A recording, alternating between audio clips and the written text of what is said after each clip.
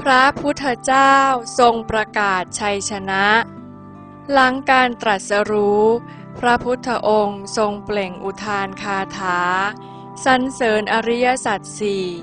ประกาศชัยชนะภายใต้ต้นสีมหาโพธิ์ว่าอเนกชาติสังสารังสันทาวิสังอนิพพิสังขหการังขเวสันโตทุกขาชาติปุณปุนังขหการกะทิโถสิปุณเคหังนกาหสิสัพพาเตภาสุกาภัคคาขหกูตังวิสังขตัง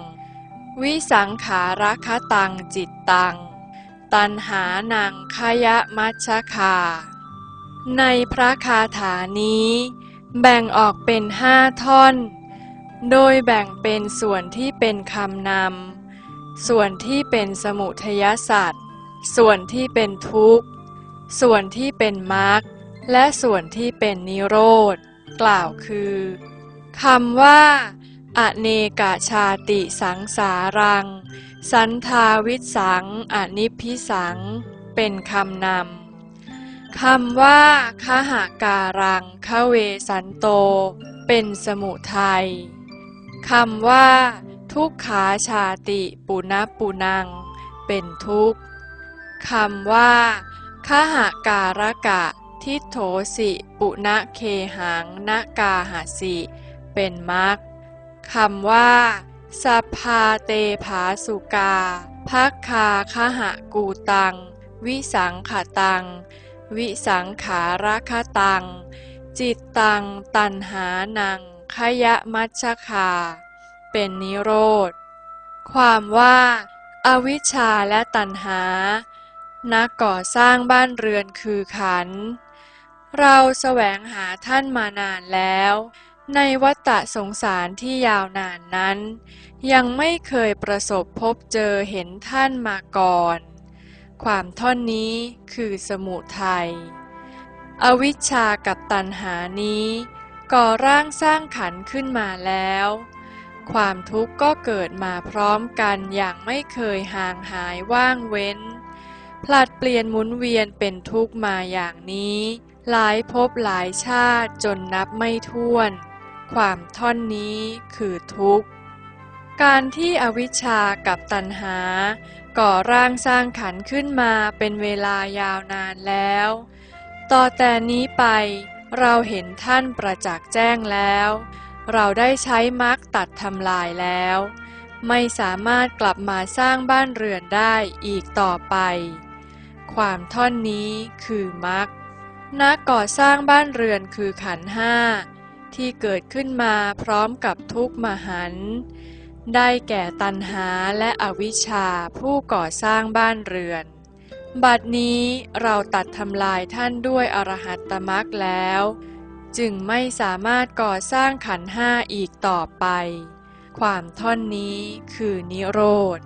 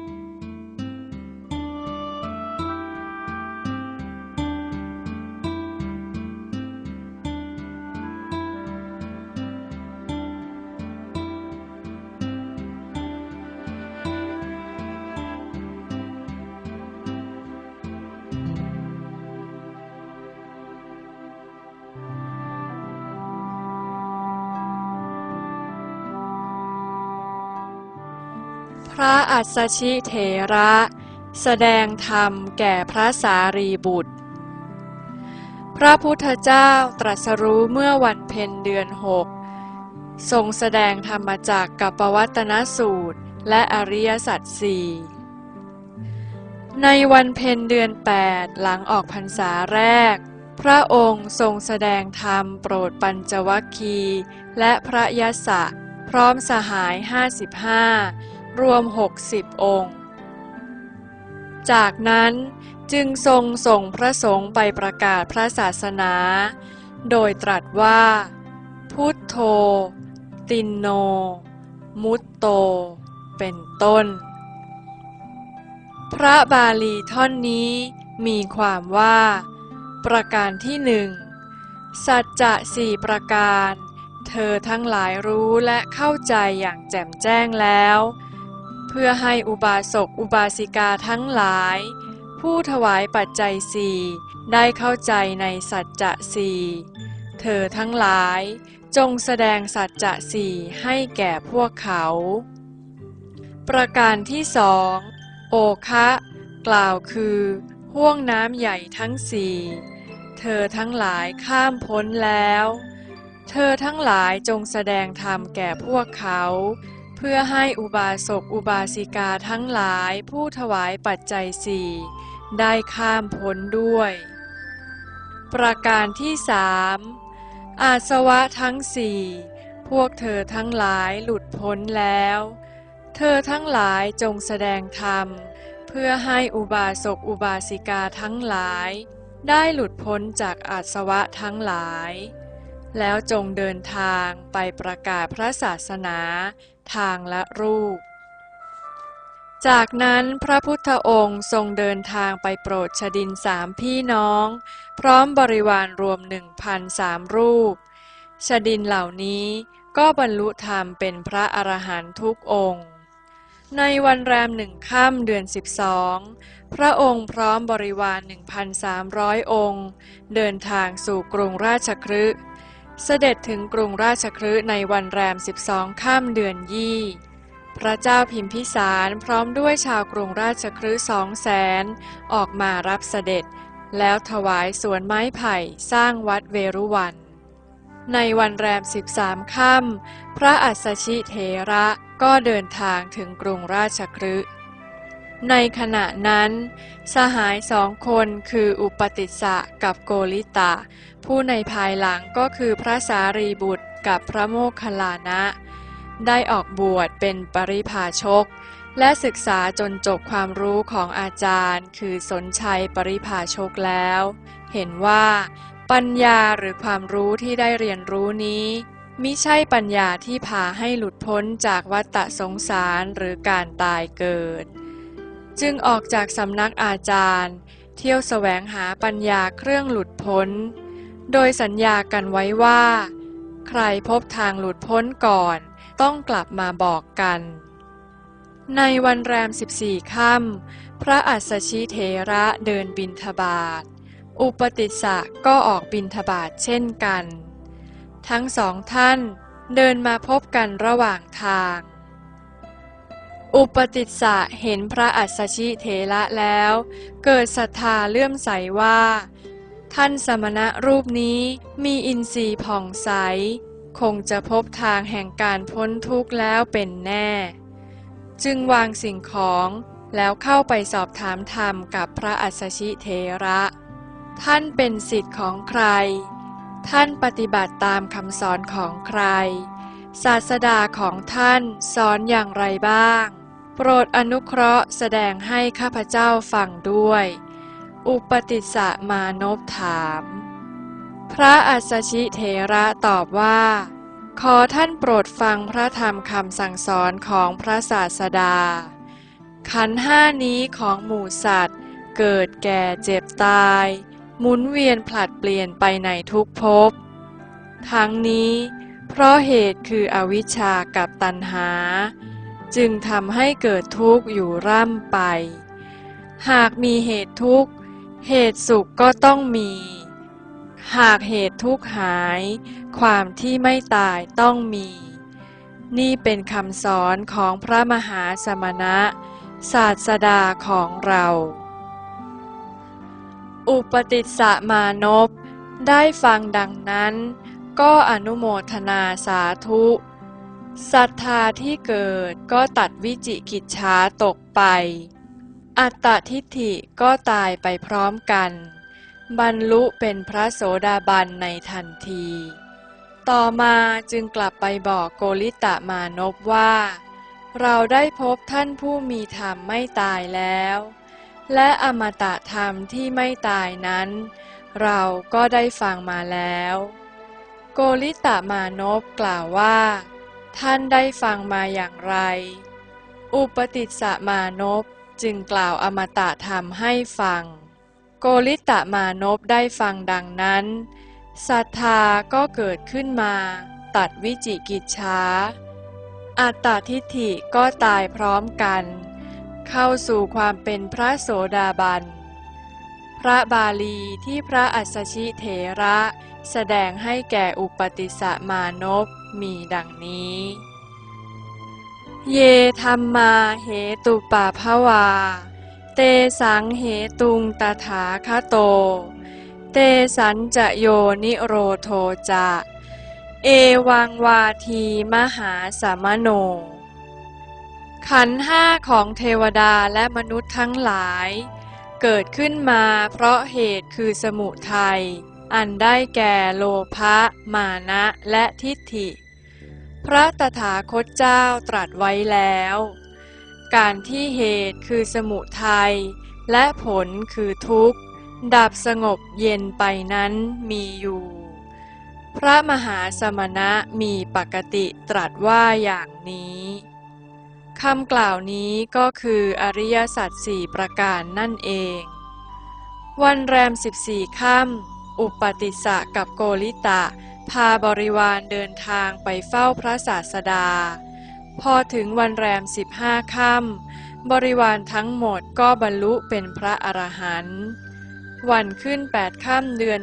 3พระโมคคัลลานะก็บรรลุความเป็นพระอรหันต์วันเพ็ญเดือน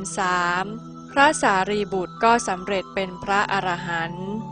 พระพุทธองค์จึงทรงประชุมสงฆ์ประกาศโอวาทปาติโมกข์ท่ามกลางพระอรหันต์ 1,250 องค์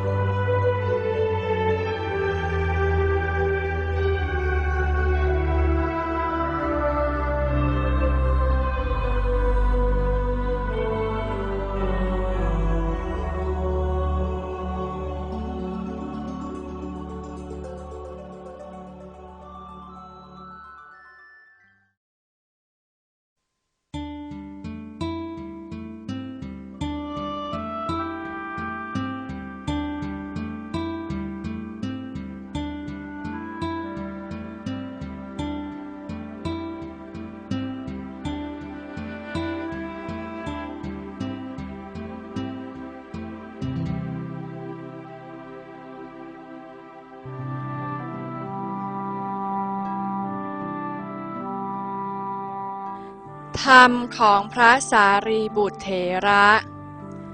ภาราหาเวปัญจขันธาภาระหาโรจะปุคโลภาราทานังทุกขังโลเกภาระนิเขปนังสุขัง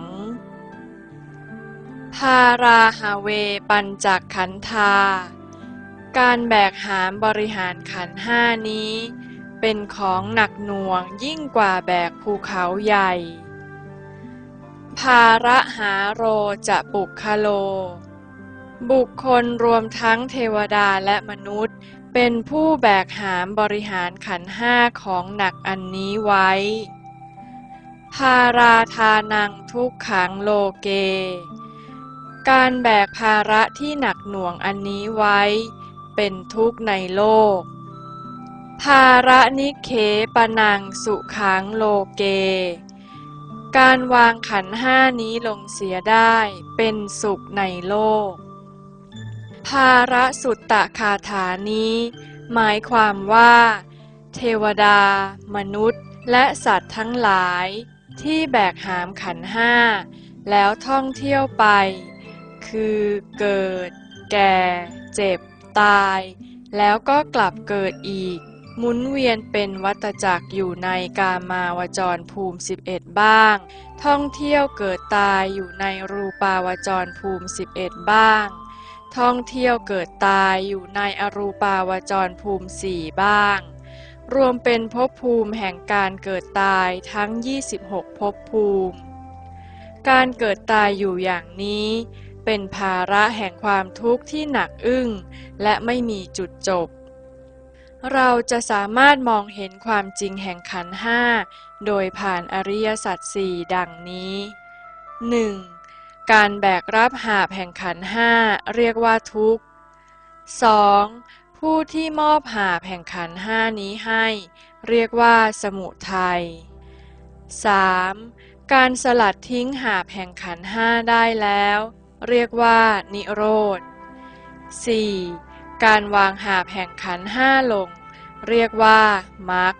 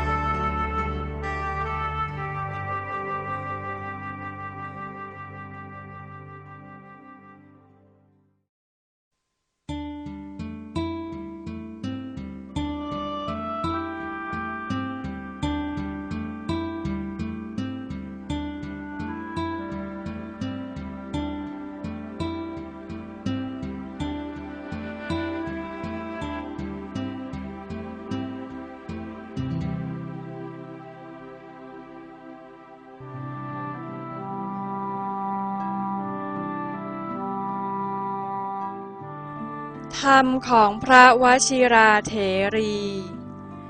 ทุกขะเมวะหิสัมโพติ ทุกขังติทติเวติจะ นานยัตระทุกขาสัมโพติ นานยัตระทุกขานิรุชติ สัมโพติ สิ่งที่สมุทัยกล่าวคือตัณหาปรุงแต่งให้เกิดขึ้นมานี้ทุกขเมวะมีผลเป็นทุกข์อย่างเดียวเท่านั้นทุกขังติทติ ที่ตั้งอยู่ก็เป็นทุกข์เวติจะที่เสื่อมไปอยู่ก็เป็นทุกข์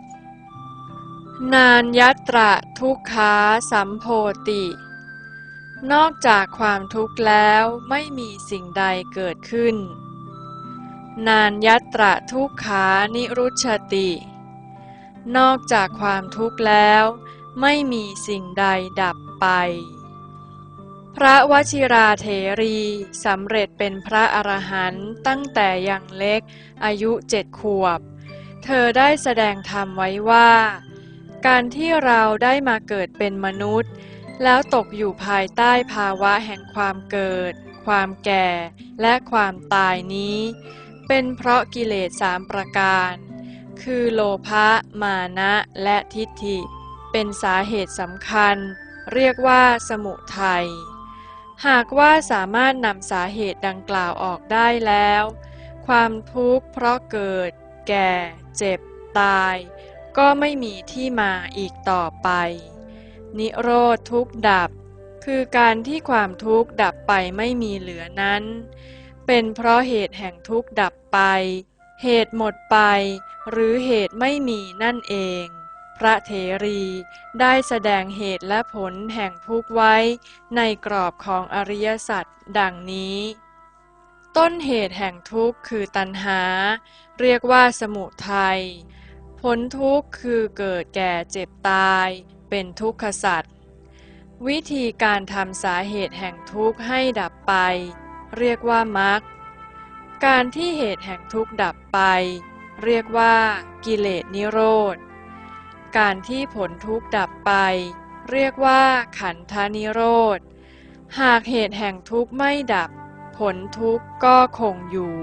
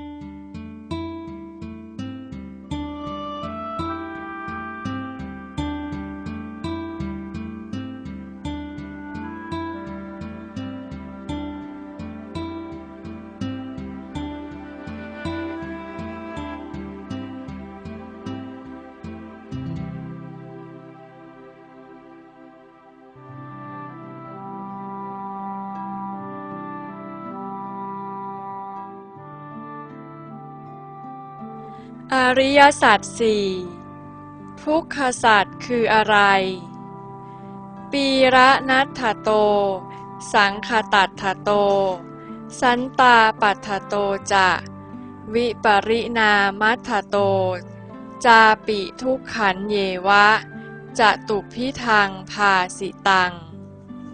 ปีระนัตถโตมีความเบียดเบียนเจ็บปวดร้อนหนาวอยู่ตลอดสังคตัตถโตปรุงแต่งอยู่เสมอมิว่างเว้นสันตาปัฏฐโตสร้างความเดือดร้อนโดยการเกิดแก่เจ็บตายอยู่อย่างต่อเนื่องวิปริณามัตถโตสับเปลี่ยนและเปลี่ยนแปลงภาวะความเป็นคือเป็นเทวดามนุษย์และสัตว์เดรัจฉานอยู่เนืองๆทุกขันเยวะนี่แหละเรียกว่าความทุกข์จตุพิทังภาสิตังท่านกล่าวไว้ว่ามี4ประการความทุกข์มีลักษณะ4ประการคือ 1. ความเบียดเบียนเจ็บปวดร้อนหนาว 2. ความปรุงแต่งอย่างไม่มีที่สิ้นสุด 3. ความเดือดร้อนโดยการเกิดแก่เจ็บตายอยู่อย่างต่อเนื่องและ 4. ความสับเปลี่ยนเป็นเทวดาบ้างมนุษย์บ้างสัตว์เดรัจฉานบ้างอยู่เนืองสมุทัยสัจคืออะไรอายุหนานิทานาสังโยคาจะปริโพธาทุกขสมุทัยัสสาปิจตุพิทาวะปกาสิตาความว่าอายุหนาจะการปรุงแต่งให้ได้มาซึ่งกองแห่งทุกข์ก็ดีนิทานาจะการส่งมอบมาให้ซึ่งกองแห่งทุกข์นี้ก็ดีสังโยคาจะการหุ้มห่อร้อยรัดยื่นส่งให้ซึ่งกองแห่งทุกข์นี้ก็ดีปริโพธาการหลีกเลี่ยงปิดบังมิให้เห็นมรรคผลนิพพานก็ดีทุกขสมุทัยัสสาปิเป็นสมุทัยฐานเกิดแห่งทุกข์นั่นเองปกาสิตาท่านประกาศไว้จตุพิทาวะมี4ประการฐานเกิดหรือต้นเหตุแห่งทุกข์มีลักษณะ4ประการคือ 1. การปรุงแต่งให้ได้มาซึ่งกองแห่งทุกข์ 2. การส่งมอบให้ซึ่งความทุกข์นี้ 3. การรัดรึงผูกพันไว้แล้วส่งให้ซึ่งความทุกข์และ 4. การกีดกั้นปิดบังมิให้เห็นมรรคผลนิพพาน ลักษณะสี่ประการนี้เรียกว่าสมุทัยเหตุแห่งทุกข์นิโรธสัจคืออะไร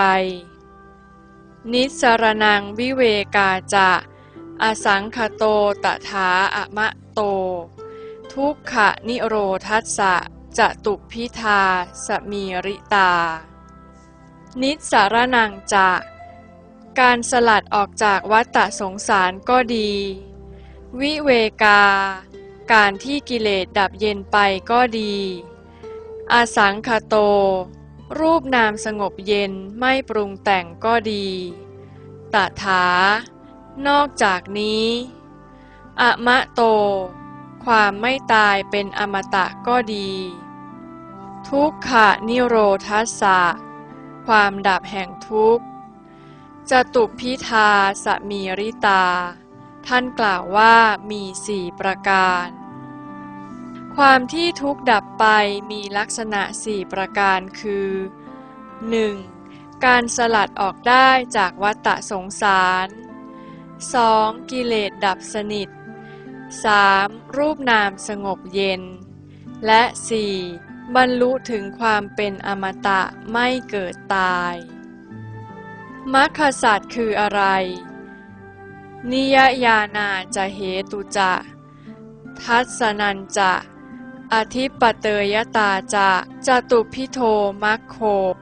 นิยญาณาจะการออกจากวัฏฏสงสารก็ดีเหตุจะเหตุแห่งการออกจากทุกข์ก็ดีทัสสนันจะการเห็นมรรคผลนิพพานก็ดีอธิปเตยตาจะปัญญาอันเป็นยอดแห่งธรรมทั้งปวงก็ดีลักษณะสี่เหล่านี้คือมรรค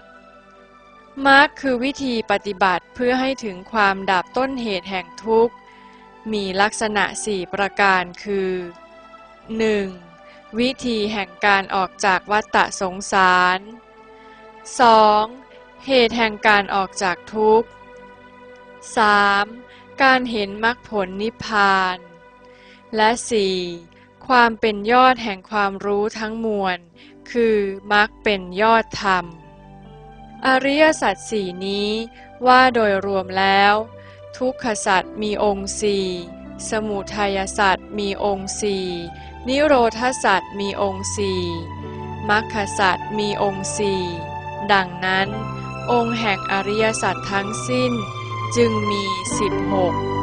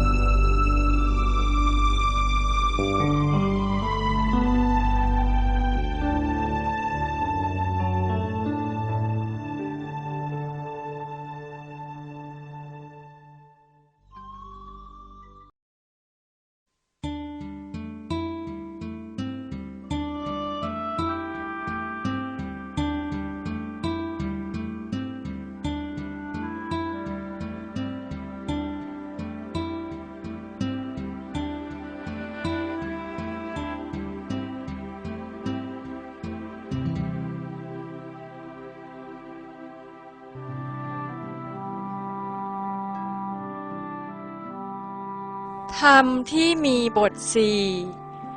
อริยสัจสี่ประเสริฐที่สุดบทกล่าวคือ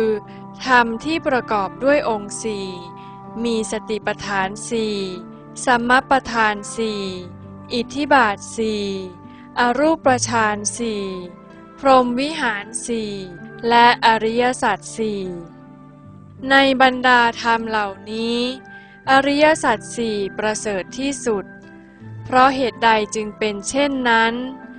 ก็เพราะว่าบทธรรมทั้งหมดนั้นรวมลงหรือมีอยู่ในอริยสัจสี่ทั้งสิ้นอริยสัจสี่นี้ประกอบด้วย 1. ความทุกข์ 2. สาเหตุของความทุกข์ 3. ความที่ทุกข์และสาเหตุของความทุกข์ดับไป 4. วิธีการทำให้สาเหตุของความทุกข์ดับไป กล่าวคืออริยสัจสี่นี้จะมีเหตุกับผลสองคู่ ได้แก่ 1. ผลทุกข์กับเหตุทุกข์คือทุกข์และสมุทัย และ 2. ผลสุขกับเหตุสุขคือนิโรธและมรรค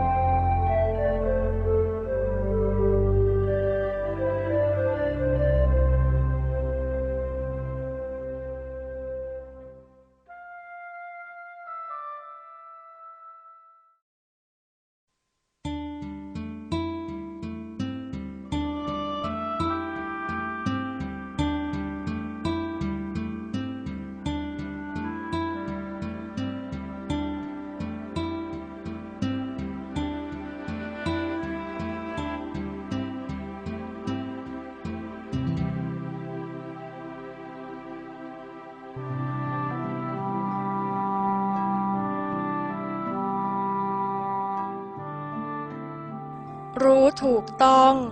ทำถูกต้องได้เป็นสิ่งที่ถูกต้อง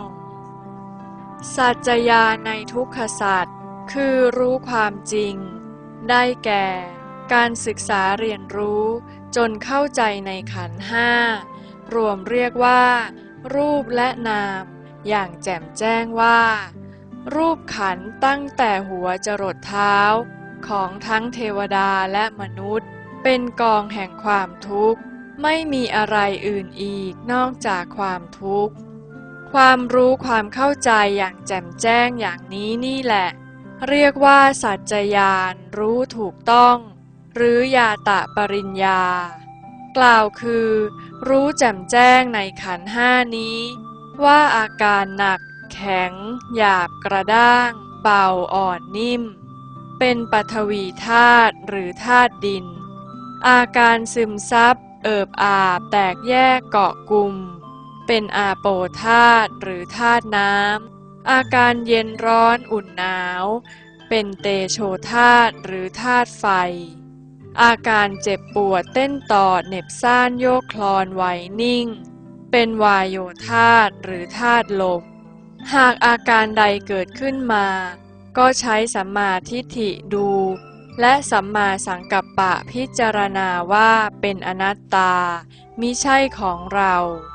การกระทำอยู่อย่างนี้เรียกว่ากิจญาณหรือตีรณปริญญาคือทำถูกต้องหรือพิจารณาถูกต้องทุกขสัจจะกัตตญาณคือการเห็นและพิจารณาจนเข้าใจว่ารูปนามหรือขันธ์ห้าที่เกิดดับอยู่นี้เป็นอนัตตาเป็นกตญาณคือรู้ว่าได้ทำในสิ่งอันถูกต้องแล้วสัจจญาณในสมุทัยสัจคือความรู้อันถูกต้องกล่าวคือการรู้ว่าการได้มาซึ่งขันธ์ห้านี้เป็นเพราะตัณหาคือโลภะมานะและอัตตทิฏฐิความอยากได้ในสิ่งสมมุติหรือบัญญัติทั้งหมดเรียกว่าโลภะความเย่อหยิ่งจองหองว่าเรามีเช่นเรามีฐานะเรามีบริวารเรามีสติปัญญาความรู้ความสามารถ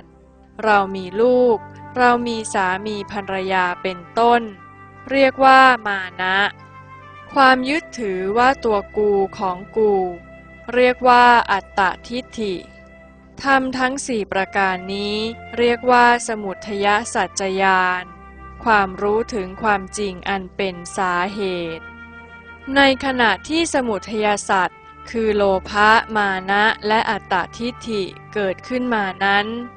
การใช้สัมมาทิฏฐิเห็นสภาวะที่เป็นอนัตตาและสัมมาสังกัปปะคิดพิจารณาวางอัตตาทุกๆขณะจิตการเห็นและพิจารณาอย่างนี้เรียกว่าสมุทยปหานปริญญาหรือเรียกว่ากิจญาณก็ได้มรรคญาณก็ได้ในขณะที่สัมมาทิฏฐิเห็นอัตตาอยู่และสัมมาสังกัปปะก็พิจารณาว่าเป็นอนัตตาอยู่นั้นมรรคญาณก็จะเกิดขึ้นมาตัดอัตตทิฏฐิขาดสะบั้นลงไปเรียกว่ากัตตญาณหรือผลญาณสัจจญาณในนิโรธสัจคือการที่สมุทัยอันเป็นตัวเหตุดับลงไปแล้วสงบเย็นอยู่อย่างนั้นเรียกว่ากิเลสนิโรธการที่ขันธ์ห้าดับสงบลงนั้นเรียกว่าขันธนิโรธการศึกษาจนเข้าใจในความเป็นจริงอันถูกต้องนั้นเรียกว่านิโรธสัจจญาณหรือความรู้ถึงความจริงว่ากิเลสได้ดับสงบเย็นลงไปแล้วเป็นนิโรธสัจจกตญาณสัจจญาณในมรรคสัจคือสัมมาทิฏฐิความเห็นรูปธาตุนามธาตุที่เป็นสภาพแห่งอนัตตาสัมมาสังกัปปะความพิจารณาว่ารูปและนามนี้เป็นอนัตตาการเห็นและพิจารณาในรูปนามได้อย่างถูกต้องตามความเป็นจริงอย่างนี้นี่แหละเรียกว่าสัจจญาณญาณรู้ความจริงกิจญาณในมรรคสัจคือการใช้สัมมาทิฏฐิเห็นจดจ่ออยู่ที่นามทั้งสองประการคือมโนวิญญาณธาตุและเวทนาทีนี้ธาตุภายในรูปคือดินน้ำไฟลมก็เกิดขึ้นตั้งอยู่ดับไปและตรงที่จิตก็เกิดอุทธัจจะกุกกุจจะความฟุ้งซ่านและเกิดกามวิตกคือความคิดนึกไปในทางกามคุณได้แก่รูปเสียงกลิ่นรสโผฏฐัพพะและธรรมารมณ์โดยผลัดเปลี่ยนกันเกิดขึ้นอยู่อย่างต่อเนื่องในบรรดาสิ่งเหล่านี้สิ่งไหนเกิดขึ้นมาก็ตามจะมาปรากฏที่มโนวิญญาณธาตุและที่เวทนานี้เองทีนี้ก็ให้ใช้สัมมาทิฏฐิสังเกตดูให้เห็นสภาพความเป็นอนัตตาของรูปนามในขณะที่รูปนามเกิดขึ้นมา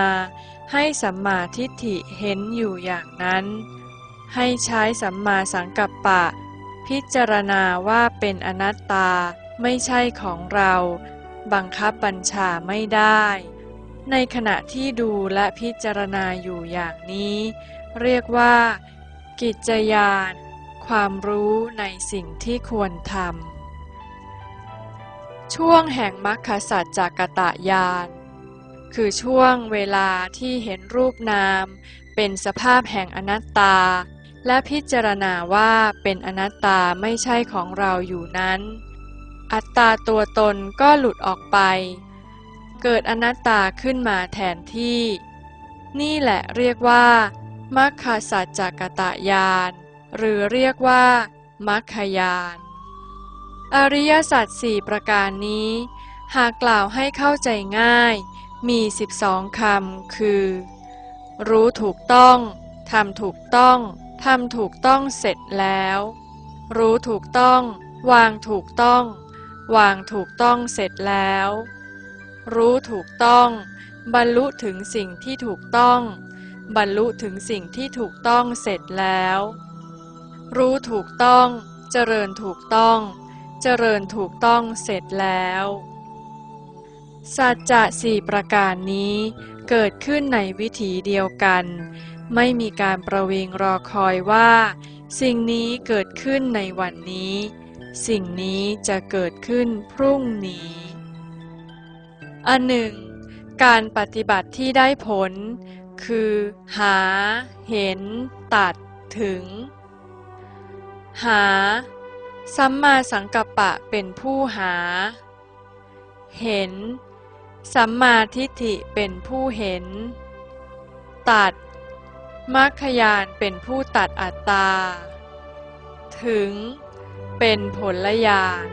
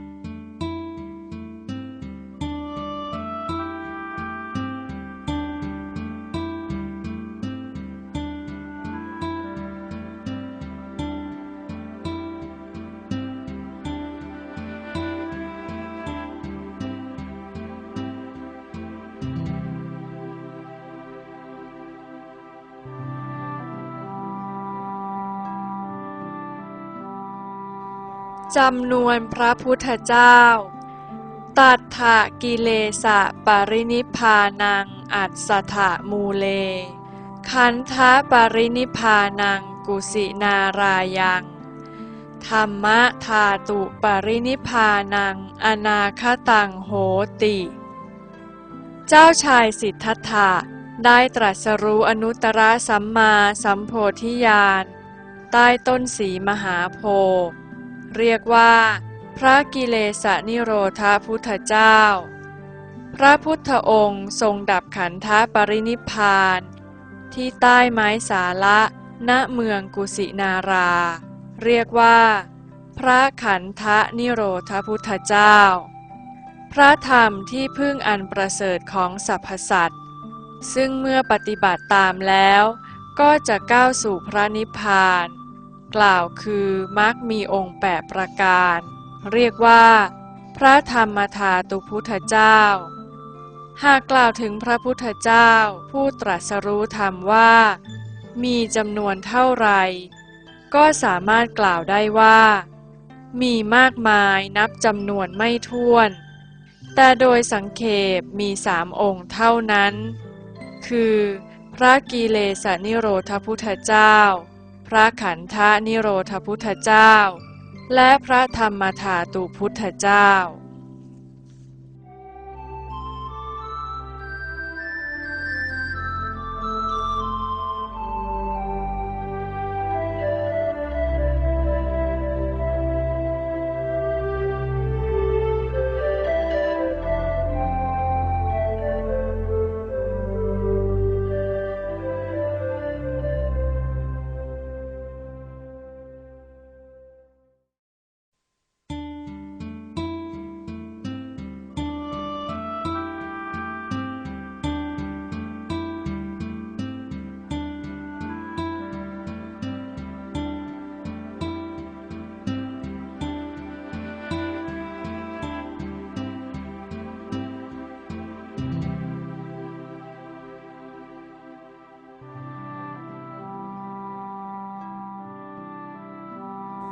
พบเห็นพระพุทธเจ้าหรือยัง โยพุทธังปัสสติ ผู้ใดเห็นพระพุทธเจ้า โสสาสนังปัสสติ ผู้นั้นชื่อว่าเห็นพระศาสนา โยสาสนังปัสสติ ผู้ใดเห็นพระศาสนา โสพุทธังปัสสติ ผู้นั้นชื่อว่าเห็นพระพุทธเจ้า หากได้เห็นพระพุทธเจ้า ก็ชื่อว่าได้พบพระศาสนา หากเห็นแจ้งในพระศาสนาก็ได้ชื่อว่าพบพระพุทธเจ้าที่ได้ชื่อว่าพระพุทธเจ้าก็เพราะทรงพบเห็นศาสนานั่นเองคำว่าศาสนาก็คืออริยสัจสี่พระพุทธเจ้าตรัสรู้เป็นพระพุทธเจ้าก็เพราะตรัสรู้อริยสัจสี่นั่นเองคำว่าอริยสัจก็คืออนัตตาคำว่าอนัตตาก็คือธรรมะดังนั้นคำว่าพบพระพุทธเจ้าพบพระธรรมและพบปฏิจจสมุปบาทนี้เป็นคำเดียวกันคำว่าศาสนาก็คือปัญญาและคำว่าปัญญานี้ก็คือพระพุทธเจ้าดังบาลีว่าพุทธตีติพุทโธแปลว่าผู้ใดตรัสรู้ผู้นั้นชื่อว่าพระพุทธเจ้าหมายความว่าผู้รู้แจ้งแทงตลอดสงบเย็นรู้อะไรก็คือรู้ทุกข์แทงตลอดอะไรก็คือเป็นผู้วางเหตุแห่งทุกข์และรับผลสุขที่สงบเย็นคำว่ารู้แจ้งแทงตลอดสงบเย็นหมายถึงสัมมาทิฏฐิได้แก่การพบเห็นความเป็นจริงว่าขันธ์ห้าเป็นกองแห่งความทุกข์แล้วสามารถวางอัตตาโดยพิจารณาเห็นเป็นอนัตตามิใช่ตัวตนที่ว่ารับผลสุขที่ว่าสงบเย็นก็เพราะอัตตาตกไปแล้วผลสุขหรือนิโรธจึงเกิดขึ้นดังนั้นพระพุทธเจ้าจึงเป็นทั้งผู้ที่ตรัสรู้แทงตลอดสงบเย็นซึ่งหมายถึงรู้ผลแล้ววางเหตุพบสุขที่สงบเย็นหากรู้แจ้งแทงตลอดสงบเย็นเราก็ได้ชื่อว่าเป็นพุทธบุตรหรือพุทธสาวกคำว่าธรรมธาตุนั้นเป็นหัวใจสำคัญของพระพุทธเจ้าหากเราสามารถปฏิบัติจนเข้าถึงหัวใจสำคัญของพระพุทธเจ้าได้ก็เรียกว่าเราเป็นพุทธบุตรอย่างแท้จริง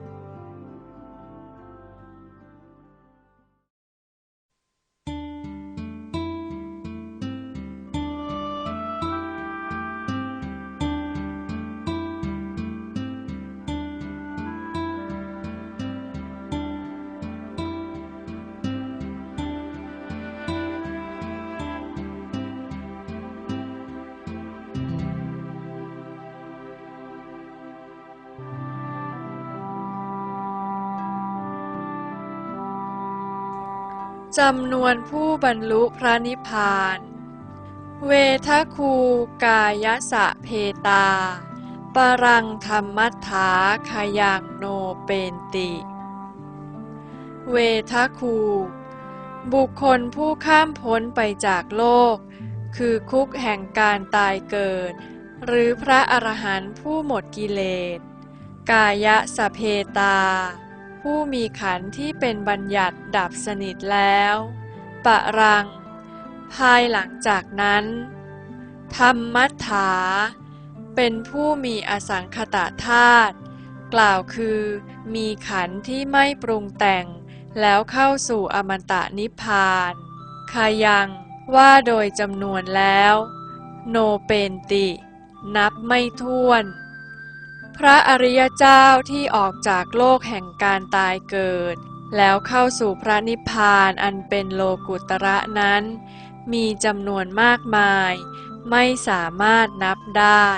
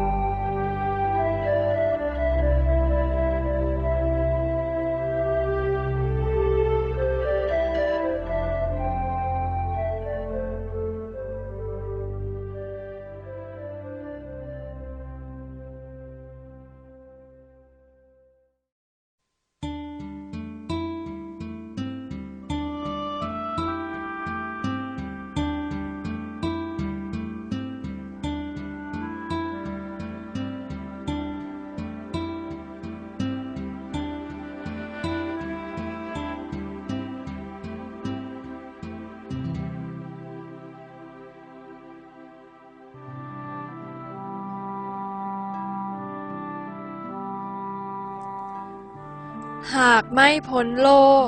ก็ไม่สงบเย็นคามะเนนะนะปัตตโพโลกัสสันโตกุทาจนังนะจะอปัตตวาโลกัสสันตังทุกขาอัตถิปะโมจะนังโลกัสสันโตที่สุดแห่งโลกการตายเกิดกล่าวคือพระนิพพานนั้นณปัตตโพคมะเนนะจะไปถึงไม่ได้ด้วยการเดินไปกุทาจะนังตั้งแต่ไหนแต่ไรมาแล้วโลกัสสันตังเมื่อที่สุดแห่งโลกนั้นอปัตตวาไปไม่ถึงแล้วปะโมจะนังทุกขาการที่จะหลุดไปจากทุกนั้นณอัตถิเป็นอันไม่มีคำว่าโลกในที่นี้คือแหล่งตายเกิดเทวดาและมนุษย์ไม่สามารถเดินทางไปถึงที่สุดแห่งโลกได้เลยเพราะต้องเวียนตายเวียนเกิดอยู่ในโลกคือวัฏสงสารอย่างไม่มีที่สิ้นสุดเมื่อต้องเวียนอยู่ในโลกแห่งการเกิดตายอย่างนี้จึงไม่มีโอกาสถึงที่สุดแห่งโลกหรือหลุดพ้นจากความทุกข์ไปได้หากพ้นจากทุกข์ก็เจอสุขที่สุดแห่งโลกนั้นเรียกว่าโลกุตระบาลีว่าโลกังอุตระตีติโลกุตโรแปลว่าโลกังโลกแห่งการตายเกิดนั้นอุตรติข้ามพ้นไปได้อิติเพราะข้ามพ้นโลกไปได้นี้เองจึงได้ชื่อว่าโลกุตระคำว่าโลกุตระนี้มี9ภูมิคือ 1. โสดาปัตติมรรค 2. โสดาปัตติผล 3. สกทาคามิมรรค 4. สกทาคามิผล 5. อนาคามิมรรค 6. อนาคามิผล 7. อรหัตตมรรค 8. อรหัตตผลและ 9. นิพพานหากบรรลุถึงโลกุตระภูมิเหล่านี้เรียกว่าถึงที่สุดแห่งโลกคือพ้นจากโลกได้แล้วคำว่าโสดาบันหมายความว่าผู้ไม่เดินกลับหลังคือมุ่งหน้าตรงต่อพระนิพพานสถานเดียวโดยไม่หวนกลับไปเกิดในมนุษย์และอบายภูมิสี่อีกดังที่ตรัสไว้ในกรณียเมตสูตรว่าทิฏฐินจะอนุปะคัมมะศีลวาทัสเนนะสัมปันโนกาเมสุวิเนยยะเคทังนาหิชาตุคัพพะเสยยังปุณเรติแปลว่าทัสเนนะสัมปันโนผู้ถึงพร้อมด้วยโสดาปัตติมรรค ศีลวามีโลกุตระศีลบริสุทธิ์ทิฏฐินจะอนุปคัมมะไม่มีอัตตทิฏฐิกาเมสุวิเนยะเคทังปล่อยวางการยึดมั่นในวัตถุกรรมทั้งหลายได้แล้วหิชาตุความจริงผู้ที่จะต้องเกิดประเภทนี้ณเอติจะไม่เข้าถึงคือจะไม่เกิดคัพพะเสยยังการถือปฏิสนธิในครรภ์ปุณะอีกต่อไปพระบาลีนี้พระอัฏฐกถาจารย์กล่าวว่าพระอนาคามีจุติจากโลกมนุษย์แล้วไปบังเกิดในสวรรค์จุติจากสวรรค์แล้วกลับมานิพพานในโลกมนุษย์คำนี้ไม่สอดคล้องกับพระพุทธดำรัสในกรณียเมตสูตรดังที่ได้ยกมากล่าวไว้ข้างต้นที่ว่าผู้ถึงพร้อมด้วยโสดาปัตติมรรคมีโลกุตระศีลบริสุทธิ์ไม่มีอัตตทิฏฐิปล่อยวางการยึดมั่นในวัตถุกรรมทั้งหลายได้แล้วท่านจะไม่ถือปฏิสนธิในขันธ์อีกต่อไปทั้งนี้ก็เนื่องจากว่าพระโสดาบันใช้มรรคญาณตัดอัตตทิฏฐิขาดแล้วกลายเป็นทิฏฐิวิสุทธิ์ศีลก็ปลอดอัตตาเป็นโลกุตระวิสุทธิศีลแล้วจิตก็ไม่ยึดติดในวัตถุกรรมจุติแล้วจึงไม่ถือปฏิสนธิในครรภ์ในไข่และในเท่าใครแต่ถือปฏิสนธิเป็นโอปปาติกะในสวรรค์แล้วก็จะนิพพานในสวรรค์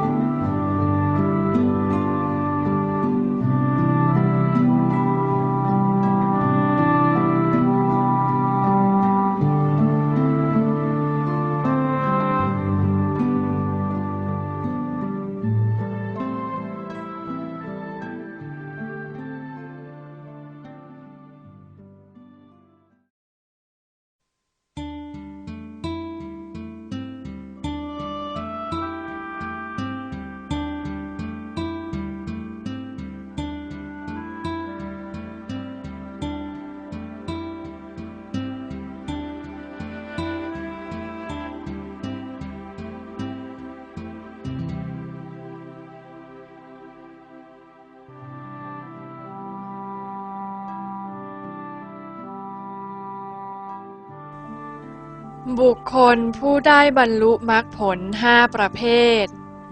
บุคคลผู้ได้มรรคผล5ประเภทได้แก่ ผู้ได้ข่าว ผู้เห็นรูป ผู้ได้ยินเสียง ผู้ได้เห็นและได้ฟังเสียง และผู้ลงมือปฏิบัติบุคคล5ประเภทนี้เป็นผู้ที่สามารถบรรลุมรรคผลได้ผู้ได้ข่าวได้แก่นางกาลีเพียงได้ยินข่าวว่าพระพุทธเจ้าทรงแสดงธรรมจักรกัปวัตตนสูตรก็ใช้ศรัทธาตัดวิจิกิจฉาแล้วสักกายทิฏฐิก็ดับลงพร้อมกันเกิดเป็นพระโสดาบันขึ้นมาพระราชาพระนามว่าพระคุณสาติเพียงได้ยินข่าวว่าพระพุทธเจ้าทรงประกาศพระศาสนาอยู่ในเมืองราชคฤห์ก็บรรลุเป็นพระโสดาบันผู้ได้เห็นรูปได้แก่พระราชาพระนามว่ามหากัปปินะพร้อมข้าราชบริวาร 1,000 และพระมเหสีพร้อมด้วยภรรยาของมหาอมาตย์ 1,000 คนเพียงได้เห็นพระรูปพระพุทธเจ้าก็ใช้ศรัทธาตัดวิจิกิจฉาอัตตาดับลงพร้อมกัน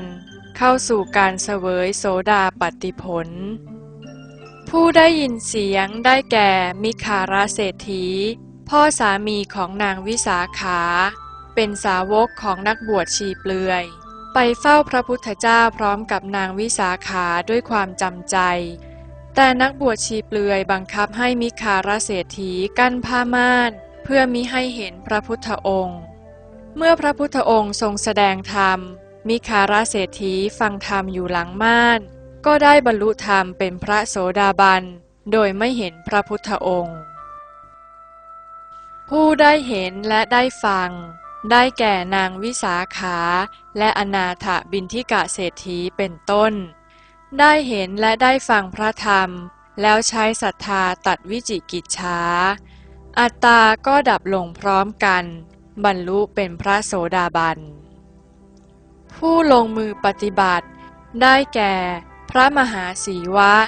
ตลอดจนถึงพวกเราท่านทั้งหลายที่เป็นปกติสาวกซึ่งได้เรียนรู้ได้ฟังและได้สอบถามแล้วเกิดศรัทธาเลื่อมใสใช้ปัญญาตัดอัตตทิฏฐิวิจิกิจฉาก็ดับพร้อมกันเข้าสู่ความเป็นโสดาบันบุคคลประเภทลงมือปฏิบัตินี้ที่สามารถเข้าสู่การบรรลุธรรมมีมากมายจนไม่อาจนับจำนวนได้